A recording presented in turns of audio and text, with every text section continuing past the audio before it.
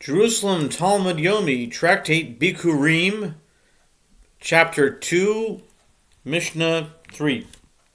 Some rules apply to Truma and tithe, but not to first fruits, since Truma and tithe forbid on the threshing floor. They have a fixed measure applied to all produce are due to whether the temple exists or not, and apply to sharecroppers, tenant farmers, sikari, and robbers.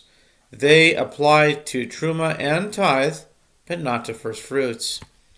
Some rules apply to first fruits, but not to Truma and tithe. For first fruits acquire hallowed status, they become hegdish, when connected to the ground. A person may dedicate his entire field as first fruits.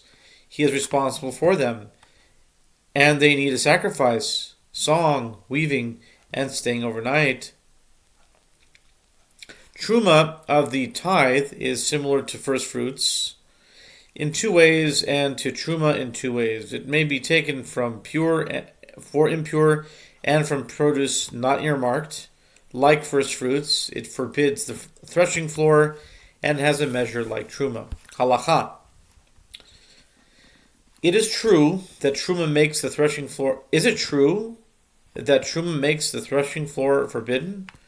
Explain it if he gave it early, from ears, as Rabbi Bahu said, in the name of Rabbi Shimon ben Lakish, first tithe given early from ears is free from the obligation of the great Truma Gedola. They acquire a hallowed status connected to the ground, as it is written in Numbers 18:13, the first fruits of anything on their land. Bikurim kol asher ba'artza. A person may dedicate his entire field as first fruits, as is written in Ezekiel 44:30, the first of all first fruits of everything. Voracious kol bikurim kol. One is responsible for them, for it is written in Ezekiel 23:19, the beginning of the first fruits of your land, Reshis Bikurim ad Mascha. And they need a sacrifice. Joy is mentioned here and elsewhere, since joy there means a well-being sacrifice. It's a korban shlamim. So joy mentioned here means a well-being sacrifice. And a song is mentioned here, and as it is said there in Ezekiel 33:32, behold, you are for them like an erotic song. Is that a good translation? Kashir agavim. Maybe it's an enticing song. I don't know. Erotic song? I don't know. Okay, anyway. And weaving, as it is written in Deuteronomy 26:4, the Kohen shall take the basket from your hand and deposit it.